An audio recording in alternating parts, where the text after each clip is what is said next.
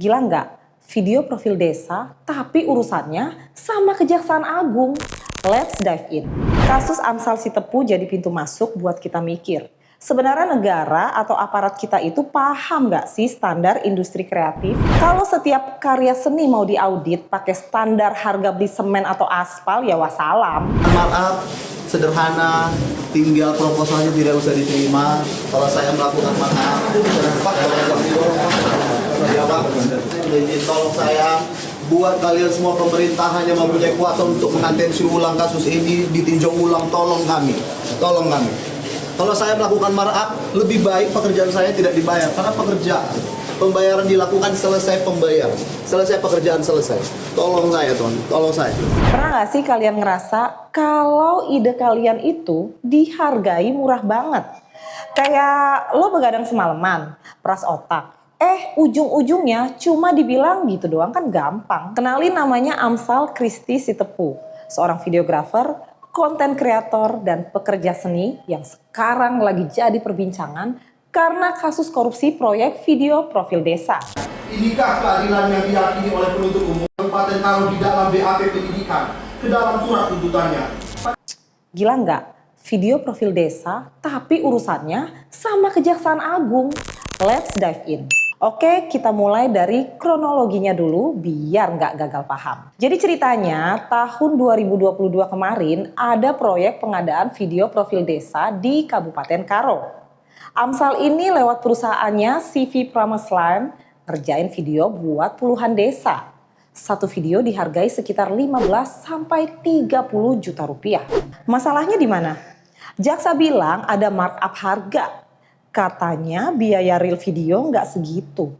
Ada dugaan aliran dana yang nggak beres, penggelembungan harga, sampai akhirnya negara dianggap rugi miliaran rupiah. Tapi di sini plot twistnya. Amsal itu teriak, saya ini pekerja seni, bukan pencuri uang negara. Dia bilang uang itu dipakai buat operasional, buat kru dan peralatan. Dan yang paling penting, ide.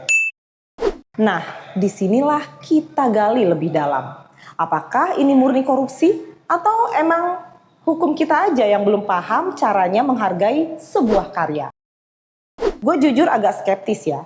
Di satu sisi kalau emang ada aliran dana titipan ke pejabat desa atau birokrasi, ya itu jelas salah. Itu namanya main belakang. Tapi kalau parameternya adalah harga video yang harusnya cuma 5 juta, kenapa ditagih 30 juta? Nah, ini yang bikin gue sebagai sesama content creator merinding. Bayangin lu bikin video profil desa. Lu harus riset, cari sudut pandang, sewa drone yang harganya puluhan juta, belum lagi color grading yang bikin mata julik, dan revisi dari klien yang kadang mintanya aneh-aneh. Terus tiba-tiba ada orang dari instansi hukum datang bawa kalkulator terus bilang, ini mah modalnya cuma buat beli bensin sama makan siang doang. Excuse me? What about the skill? What about the creativity? Nah, ini yang bikin makin tepok jidat. Coba kalian bayangin, tim auditor bilang bahwa biaya buat konsep, ide, cutting, editing, sampai dubbing itu nilainya 0 rupiah. 0 rupiah guys, ini logika dari planet mana? Pengadaan jasa kreatif memiliki karakteristik berbeda jika dibandingkan dengan pengadaan barang. Kewajaran penilaian harga perkiraan sendiri atau HPS, jasa kreatif harus dilakukan secara objektif dan berbasis pemahaman terhadap industri kreatif. Ini problem klasik di Indonesia. Profesi kayak videografer, desain grafis, atau content creator itu sering dianggap jualan jasa yang bisa dihitung pakai rumus matematika sekolah dasar. Padahal kreativitas itu priceless alias nggak ternilai harganya. Kita ambil contoh gampang. Kenapa logo Apple cuma gambar apel keroak doang tapi harganya miliaran? Kenapa video iklan durasi 30 detik harganya bisa ratusan juta? Karena yang dibayar itu bukan cuma klik tombol recordnya, tapi jam terbang, selera, dan ide yang nggak ada di toko bangunan. Kasus Amsal Sitepu jadi pintu masuk buat kita mikir. Sebenarnya negara atau aparat kita itu paham nggak sih standar industri kreatif? Kalau setiap karya seni mau diaudit pakai standar harga beli semen atau aspal, ya wassalam. Semua kreator bisa masuk penjara dong. Kalau dianggap ambil untungnya kebanyakan. Tapi kita juga harus kritis. Kadang pekerja kreatif itu sering jadi tameng buat proyekan orang-orang di atas. Si kreator cuma pengen kerja, dapat orderan. Tapi sistem di birokrasinya emang udah korup dari akarnya. Ibaratnya, lu mau jujur, tapi lingkungannya nggak dukung. Saya nanya ini sebenarnya beban politiknya apa? Dia di penjara ini apa sebenarnya? Sampai ditahan, ditersangkakan, dipaksakan apa? Dugaan beban politik. Ada, saya lihat. Kalau saya lihat kan, saya nggak bisa ngelihat secara gitu aja. Iya. Soalnya saya melihatnya kasusnya kan agak aneh. Videografer di penjara, dia dapat kerjanya, dapat kegiatan dari kepala desa. Tapi kepala desanya tidak di penjara. Jangan sesekali berbisnis dengan pemerintah. Nah, kalau pemerintah caranya zolim seperti ini. Ini saya agak emosional. Amsal bilang dia dikriminalisasi. Dia ngerasa udah kerja profesional, tapi malah disangkut pautin sama kerugian negara. Nah ini dari sisi Kejaksaan Agung.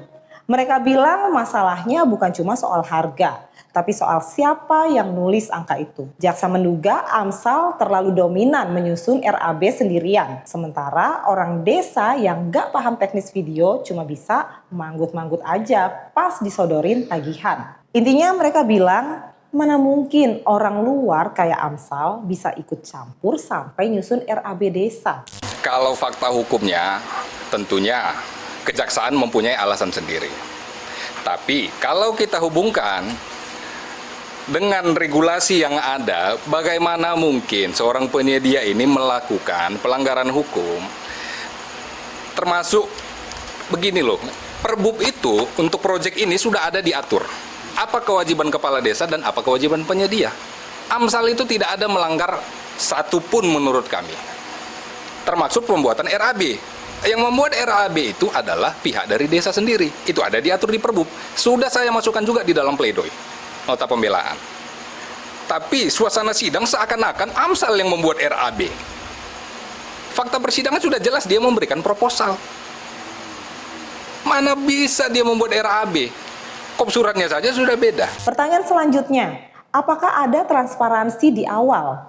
Atau jangan-jangan ini cuma soal target penangkapan tanpa melihat esensi dari pekerjaan seni itu sendiri? Gue ingetin lagi buat kalian yang lagi ngerintis jadi videographer atau creative planner. Kasus ini tuh wake up call. Kita hidup di zaman dimana ide adalah mata uang baru. Tapi kita juga hidup di negara yang hukumnya kadang masih pakai cara berpikir old school. Tips dari gue. 1. Paham kontrak. Jangan cuma jago ngedit, jago baca kontrak juga ya. 2. Transparansi biaya. Meski ide itu mahal, catat semua operasional dengan detail. Biar kalau ada yang nanya, duit 30 juta lari kemana? Lu punya datanya. 3. Edukasi klien. Kasih tahu mereka nggak cuma bayar video, tapi bayar intellectual property. Menurut kalian gimana? 30 juta buat video profil desa itu kemahalan atau standar? Coba tulis di kolom komentar. Tapi ingat, tetap sopan ya. Kita di sini buat diskusi, bukan buat saling hujat. Gua Fitri Ramadhani. Stay creative, stay critical, and don't let them kill your ideas.